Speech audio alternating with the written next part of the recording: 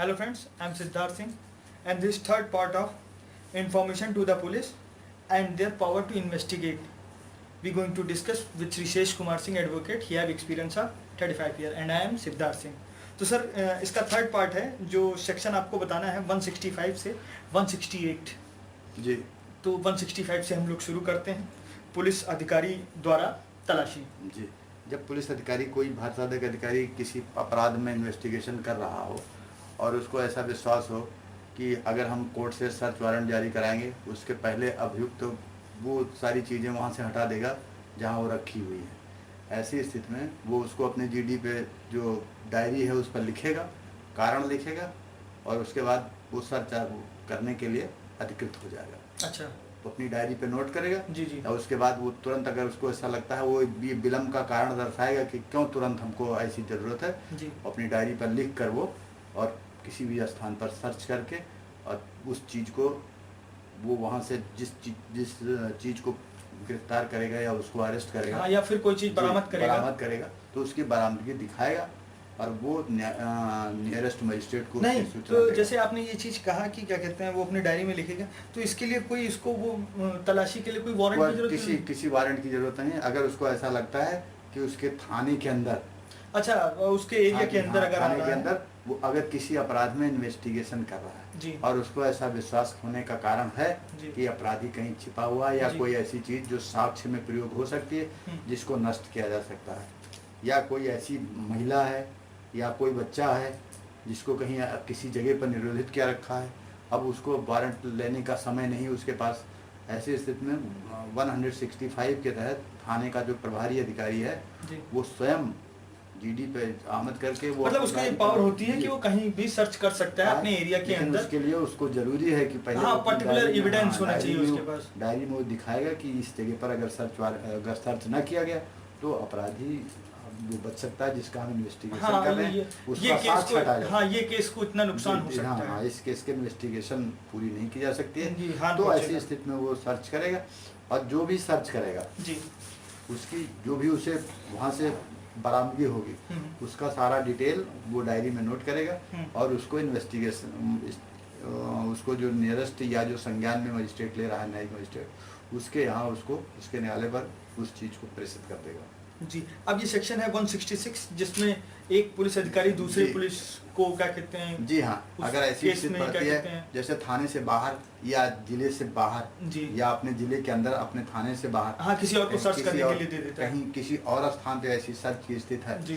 कि जहाँ कोई उसके जो इन्वेस्टिगेशन उसे मिला हुआ है जिस अपराध के लिए और उसको ऐसा लगता है कि थाने से बाहर उसको रखा गया है या उसने ऐसी चीज़ छिपा रखी है, तुरंत अगर उसको सर्च नहीं किया गया तो वो वहाँ से हटाई जा सकती है या नष्ट की जा सकती है। तो ऐसी स्थिति में वो उस थाने में स्वयं जाकर सर्च कर सकता है, उसकी सूचना सिर्फ उसको देनी होगी उस थानाध्यक्ष को तुरंत उसकी सूचना। अच्छा, मतलब जैसे अगर किसी और सिटी में है तो एक पुलिस अधिकारी दूसरे पुलिस अधिकारी को सहयोग भी ले सकता है और उसको कह सकता है कि ये सर्च का वारंट है मेरे पास, वो अपना सर्च वारंट नहीं, उसको अपनी अर्जेंसी दिखाकर वो वहाँ सर्च कर सकता है, करवा सकता है और उसकी सूचना उस थाने के प्रभारी को दे देगा। अच्छा, मतलब वो दूसरा जिसको वो क्या कहते हैं अगर वो चाहता है इन्फॉर्मेशन लेना तो वो दूसरा उसको ये इन्फॉर्मेशन देगा। जी हाँ, ये धारा। अच्छा, मैं भी क्या कहते हैं अगर दूसरा वाला उसके सपोर्ट नहीं कर रहा है या हेल्प नहीं कर रहा है, जैसे एक स्टेट की पुलिस है यूपी की, नहीं वो उसकी हेल्प करेगा, उसकी पाबंदी इसीलिए 166 धारा सेक्शन में। अच्छा, ये अंडर इस सेक्शन के अंडर उसको विशेषाधिकार है और वो उसको सहयोग करेगा, ये उसकी जिम्मेदारी है। और अगर नहीं करेगा तो उसको सजा हो सकती है। उसके लिए अलग प्राविधान है, हर आदमी कानून से बना हुआ है और ये 66 सीआरपीसी में उसको ये अधिकार है कि अगर इस थाने का अधिकारी उसको लगता है कि दूसरे थाने के अंदर कोई अपराध की चीज छिपाई गई है तो उससे हेल्प ले सकता है। वो अगर उससे हेल्प बाद में लेगा, पहले वो उसको वहाँ सर्च डालेगा और उसके बाद उसकी सूचना उस थाना अध्यक्ष को दे देगा या उससे सहयोग मांगेगा तो वो सहयोग उसके लिए सर्च के लिए करेगा। उसमें किसी सर्च वारंट की जरूरत नहीं है, पुलिस तत्काल ऐसी स्थिति में कर सकती है, लेकिन उसके साथ पाबंदी है कि वो सारी चीज़ें डायरी में लिखेगा कि अर्जेंसी किस लिए है और इसकी सूचना जिस अधिकारी जिस मजिस्ट्रेट के सामने न्यायिक मजिस्ट्रेट के सामने वो केस जो संज्ञान ले रहा है उसको उसकी सूचना बीडी की कॉपी अभियुक्त सहित वहाँ प्रेषित करेगा, वो चीज़ें जितनी मिलेंगी। और एक बात और है, अगर जिस मकान में उसके लिए सर्च करना है अगर वो उसके लिए वो अगर कोई एप्लीकेशन देता है कि हमको उसकी सूचना, वो जो सर्च में सामने पकड़ी गई है उसकी कॉपी हमको दिलाई जाए, तो मुफ्त में वो मजिस्ट्रेट उसको उसकी कॉपी दिलाएंगे, पूरी सूचना देगा। अच्छा, कि उसके घर से क्या क्या चीज़ पकड़ी गई है। जी जी जी। अच्छा, उसकी पूरी इन्फॉर्मेशन एक रिपोर्ट बनानी पड़ेगी, रिपोर्ट बना के और वो सेंड करनी पड़ेगी, वो फ्री ऑफ कास्ट उसको अवेलेबल करानी पड़ेगी। अच्छा, ये क्या कहते हैं सेक्शन है काफ़ी क्या इंटरेस्टिंग, 167, जिसमें 24 जी 160 आवर से ज़्यादा हाँ, कोई भी पुलिस अधिकारी लग सकता है CRPC में पुलिस थाने पर किसी अपराधी को, किसी केस में सस्पेक्टेड को, जी हाँ, अगर उसके खिलाफ जांच चल रही है तो उसको 24 आवर में हर हाल में उसको किसी, हाँ ये आपने प्रीवियस वीडियोस में डिस्कस किया था। 57 CRPC सेक्शन 57 में जी, पहले ही पुलिस को सिर्फ 24 घंटे के अंदर ही वो अपने थाने पे रख सकते हैं जी। लेकिन अगर जांच के दौरान उनको ऐसा लगता है कि 24 घंटे में जांच पूरी नहीं हो सकती है, जी जी, उनको ज़्यादा टाइम तक रखना पड़ेगा सस्पेक्टेड को, तो फिर उसके लिए लिखेंगे, उसके लिए डायरी जो अपनी मेंटेन करेंगे, और डायरी के साथ अभियुक्त को किसी 24 घंटे के अंदर किसी मजिस्ट्रेट के सामने उसे प्रस्तुत कर देंगे, न्यायिक मजिस्ट्रेट के सामने, जो इसके लिए सक्षम हो, संज्ञान ले सका, तो वहाँ से वो रिमांड प्राप्त कर सकते हैं। अगर इनकेस जुडिशियल मजिस्ट्रेट नहीं मिल सकता तुरंत, एग्जीक्यूटिव मजिस्ट्रेट मिलता है, तो उसके सामने पेश कर देंगे उसकी कॉपी जीडी की और अभियुक्त को जी, और रिमांड मांगने की कोशिश करेंगे।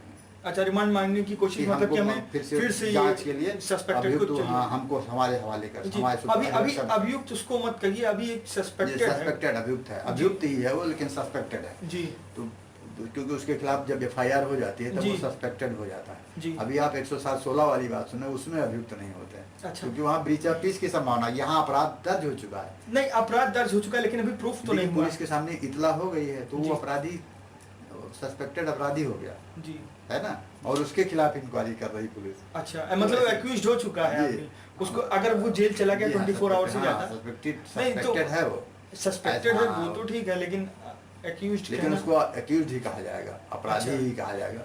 नहीं, क्योंकि हमने देखा है बहुत से केसेस में नहीं, वहाँ अपराधी नहीं होते। 107-16 जहाँ ब्रीच ऑफ पीस जैसी संभावना हो कि आपसे कोई झगड़ा हो सकता है किसी से, तो वहाँ पुलिस जब निरोधात्मक कार्रवाई करती है तब कोई आदमी अभियुक्त नहीं होता। लेकिन यहाँ जब पुलिस FIR दर्ज हो जाती है तो वो सस्पेक्टेड हो जाता है, आरोपी हो जाता है। जब वो आरोपी हो जाता है तो पुलिस उसके साथ उस तरह का व्यवहार करती है नहीं? तो जब 167 में कोई जांच हो रही हो और पुलिस 24 घंटे के अंदर किसी मैटर का डिस्पोजल करने की स्थिति में नहीं है, जिसका इंक्वायरी कर रही है, जिस अपराध से संबंधित इन्वेस्टिगेशन हो रहा है, तो वो किसी मजिस्ट्रेट के सामने उसको मुलजिम को, और मैं डायरी जो उसमें डायरी में कारण दिखाएगा कि 24 घंटे हो गए और हम इस स्थिति में नहीं है कि अभी ये जांच पूरी हो सकती है, उसके लिए उसको समय चाहिए। तो अगर वो एग्जीक्यूटिव मजिस्ट्रेट के समक्ष पेश करता है तो अधिकतम उसको 7 दिन की रिमांड मिल सकती है जी, जो मैक्सिमम 7 डेज से ज़्यादा नहीं रख सकता। वो भी जो जिनको वही मजिस्ट्रेट उसमें रिमांड दे सकते हैं जिनको न्यायिक अधिकार भी प्राप्त हो, न्यायिक और एग्जीक्यूशन दोनों प्राप्त हो, जो एग्जीक्यूटिव मजिस्ट्रेट हो और उसके साथ उसको न्यायिक जुरिडिक्शन भी प्राप्त हो, तो वही ये रिमांड कर दे सकता है, पुलिस अभिरक्षा में अभियुक्त को जांच करने के लिए दे सकता है, ठीक है जी। लेकिन अब अगर इससे ज़्यादा रिमांड की जरूरत पुलिस को जरूरत है इन्वेस्टिगेशन, तब भी इन्वेस्टिगेशन नहीं पूरी हो रही, पहली बात तो वो न्यायिक मजिस्ट्रेट के न्यायालय पर भी प्रस्तुत करेगा जी उसको। अब न्यायिक मजिस्ट्रेट अधिकतम 15 दिन का ही एक किस्त में अधिकतम वो दे सकते हैं जी, है ना। वैसे तो 2-2 दिन, 1 दिन, 2 दिन, 3 दिन ऐसे देते हैं, लेकिन अगर उनको अधिकतम पावर जो न्यायिक मजिस्ट्रेट होता है 15 दिन से अधिक रिमांड पुलिस को नहीं दे सकता। नहीं तो ये जैसे अभी क्या कहते हैं इनका हुआ है ये सुब्रत राय का केस जो सारा का चल रहा है, उसमें तो रिमांड पे ले रखा है, उनको साल भर से ज्यादा हो चुका है। वो उनको सुप्रीम कोर्ट ने ले रखा है और ये पुलिस अब जांच कर रही है, वो मैटर बिल्कुल अलग है। अच्छा, वो अपराधी वो आर्थिक अपराध है जी, और ये दूसरे अपराध हैं जी, इसमें और सारे अपराध हैं जो पुलिस इन्वेस्टिगेशन कर रही है जी, है समझे जी जी। तो इसमें जो अभिरक्षा मांगने के लिए पुलिस को अगर जांच नहीं पूरी होती है तो मजिस्ट्रेट से समय मांगना पड़ता है कि ये इतने दिन में जांच रहेगी। अब जैसे 15 दिन की रिमांड इनको मिल गई, 15 दिन पुलिस जांच कर रही थाने पर, अब उसमें समय लगता है कि अभियुक्त ने चोरी कहाँ करी, सामान कहाँ छुपाया, पुलिस कहाँ का रहने वाला है, उसको लेके घूम रही है। 15 दिन से ज्यादा हो गया, तब भी जांच पूरी नहीं हो पाई, बरामदगी नहीं हो पाई। वेपन्स का प्रयोग हुआ अपराध में, ऐसे समझ लीजिए कि एक वेपन्स यहाँ है, यहाँ उनका प्रयोग है वो नहीं तो कहीं सर अलग 7 चला डेज से गया। ज़्यादा चाहिए होगी तो क्या करना तो पड़ेगा? एग्जीक्यूटिव मजिस्ट्रेट तो सिर्फ 7 दिन तक दे सकता जी, है, एग्जीक्यूटिव लेकिन अगर न्यायिक मजिस्ट्रेट है जी जी, जिनको क्षेत्राधिकार प्राप्त है, जी जी वो 15 दिन तक दे सकते हैं एक बार में। जी, ऐसे वो 4 बार कर सकते हैं, मतलब मतलब उसको एक्सटेंड कर सकते हैं। एक्सटेंड कर सकते हैं। नेक्स्ट अब टाइम जहाँ मृत्युदंड और ऐसे केसेस हैं जी, जिसमें लाइफ इम्प्रिजनमेंट लाइफ टाइप का इम्प्रिजनमेंट टाइम है या जी, मृत्युदंड है, जी, जी। डेथ सेंटेंस है, ऐसी स्थिति में 90 दिन तक रिमांड बढ़ाई जा सकती अच्छा है। 90 डेज 90 डे मैक्सिमम। उसके बाद वो बेल का अधिकारी हो जाएगा आदमी। जी और अगर इस पर भी इन्वेस्टिगेशन नहीं पूरा हो जाएगा तो ये समझा जाएगा कि ये इन्वेस्टिगेशन पुलिस अब नहीं कर पाएगी, जी। क्लोज नहीं कर पाएगी। जी। है तो नहीं? नहीं, बहुत लेकिन से हम अगर- लोगों ने केसेस में देखा है कि पुलिस उसके बाद उसको बेल वही धारा 436 के तहत बेल एप्लीकेशन प्रस्तुत कर सकता है। अच्छा सर, मेरा एक क्वेश्चन है, जैसे हम देखें बहुत से क्रिमिनल होते हैं जिनको जेल भेज दिया जाता है, क्रिमिनल नहीं होते, एक्यूज भी नहीं होते मैं हैं। भी पूरा नहीं कर पाया बात अपनी।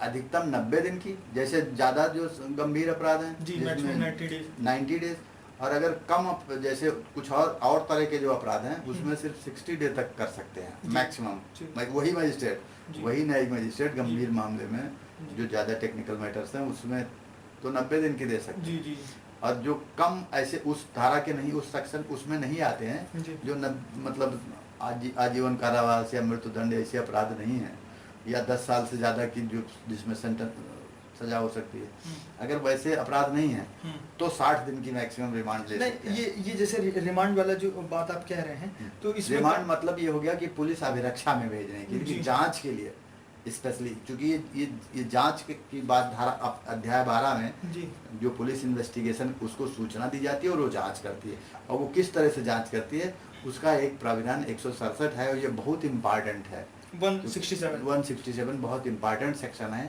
इसमें रिमांड पुलिस लेती है, और अगर रिमांड नहीं पाती तो इन्वेस्टिगेशन रुकता है। नहीं, जैसे हम लोगों ने क्या कहते हैं ये संजय दत्त वाला केस देखा था, उसमें साल भर के लिए क्या कहते हैं वो जेल में थे, तो वो रिमांड नहीं थी, वो एक्चुअल में उनको सजा हो गई थी। सजा हो गई। जब वो 96 या मेरे ख्याल से 98 के आसपास जैसे गए थे। लोगों को कहीं सजा हुई जी है नहीं, जी। पहले बेल नहीं होती है, जी जब बेल हो जाती है पुलिस इन्वेस्टिगेशन पूरा करती है, उसी में रिमांड लेते जी। हैं। अब रिमांड में 15 दिन की लीव हो गया, जी। 90 दिन पूरा हो गया, या है ना, अब जी। उनके पास वेपन्स तलब हुए थे, जी, है ना, जी, आर्म साइड में पकड़े गए थे, जी। और वो भी आतंकवादियों से उनके रिश्ते थे, तो जी। वो बड़ा टेक्निकल मामला था। ऐसे केसेस में रिमांड, जांच के लिए रिमांड वो स्पेशल केस में लिया जी, जाएगा, जी, उनके जी। ऊपर ये नॉर्मल केसेस नहीं अप्लाई वो ऐसे ये स्पेशल केस ही था, उसमें भी रिमांड लिया पुलिस ने, जी। काफी दिन तक इन्वेस्टिगेशन चली। जी। तो ये 90 दिन अधिकतम इन्वेस्टिगेशन हो सकती है, उसके ज्यादा नहीं बढ़ उससे नहीं हो सकती। जी। पुलिस उनको रिमांड पर नहीं ले सकती जी। कि अब हमको और जब पूछताछ के लिए अभियुक्त की हाँ, या तो आप कोर्ट सजा दे दे, उसके बाद उन्हें नहीं, बेल तो मिलेगी। वो फिर वहाँ वो जीडी और जो भी जांच करते हैं उसकी कॉपी बराबर कोर्ट पे जो सक्षम अधिकारी होता है, उसमें मुख्य न्यायिक मजिस्ट्रेट जी वो होते हैं। अब अगर एग्जीक्यूटिव मजिस्ट्रेट कोई रिमांड देता है तो उसकी सारी सूचना, जैसे 7 दिन के बाद अगर उनको रिमांड की जरूरत है तो वो सीधे मुख्य न्यायिक मजिस्ट्रेट को प्रेषित कर देते हैं, पूरी कॉपी सहित उनके यहाँ भेज देते हैं। अब ये आपका क्या कहते हैं लॉस्ट सेक्शन है 168, सबऑर्डिनेट ऑफिसर को जो इन्वेस्टिगेशन के लिए रिपोर्ट जी, तो कोई सबऑर्डिनेट जो सहायक पुलिस अधिकारी अगर कोई अपराध की जांच कर रहा है जी तो वो सारी जब रिपोर्ट जो है अपने सीनियर अफसर के पास सबमिट कर देता है। जी। वो थाने का बाहर सहायक अधिकारी होता है, जी। और वो फिर आगे कार्रवाई करता है। अच्छा धारा 167 के बस 68 की बस इतना लिमिटेड स्कोप जी है ना। यहाँ से वो रिपोर्ट जो है सक्षम मजिस्ट्रेट के पास चली जाती है। अच्छा, तो ये आज आपका क्या कहते हैं information to the police and their power to investigate, मेरे ख्याल से आज क्लोज हो जाता जी, है। जी। नहीं, अभी और भी है एक अच्छा, इसके आगे भी सेक्शन है क्या? हाँ है अभी जी। जी, और हम बताएंगे आगे उसमें। आज सिर्फ इतना ही हमें जी, 4 4 सेक्शन बता रहे हैं जी। है। ठीक है, थैंक फॉर योर टाइम। तो व्यूवर्स, आज हम लोगों ने 4 सेक्शन देखे, 165, 166, 167 एंड 168। 165 में पुलिस अधिकारी के द्वारा तलाशी, 168 में अगर कोई पुलिस अधिकारी है किसी दूसरे अफसर से अगर क्या कहते हैं किसी दूसरे स्टेट के या किसी 166 दूसरे में, हाँ। किसी दूसरे उसके जो अधिकार क्षेत्र में नहीं आता है उनसे अगर हेल्प चाहता है सर्च में, तो वो इस सेक्शन के अंदर आता है। 167 अगर 24 आवर से ज़्यादा किसी एक्यूज को अगर रखना चाहे, एक्यूज नहीं कह सकते हैं, सस्पेक्टेड कह सकते हैं, रखना चाहे जांच के लिए तो वो रख सकता है। 167 सेक्शन के अंदर, और 168 सब ऑर्डिनेट ऑफिसर को जो रिपोर्ट पेश करनी है तो वो आता है 168 के अंदर। तो व्यूअर्स, अगर आपके कोई क्वेश्चन हो इससे रिलेटेड तो प्लीज़ पूछिए, कमेंट करिए, और प्लीज़ इस वीडियो को लाइक करिए। अगर आपको कोई लॉ से रिलेटेड क्वेश्चन है तो आप डायरेक्टली वो हमारे कमेंट बॉक्स में रखिए, हम उसी लैंग्वेज में अपने सर से पूछ लेंगे वो question. Thank for your watching. Thank you.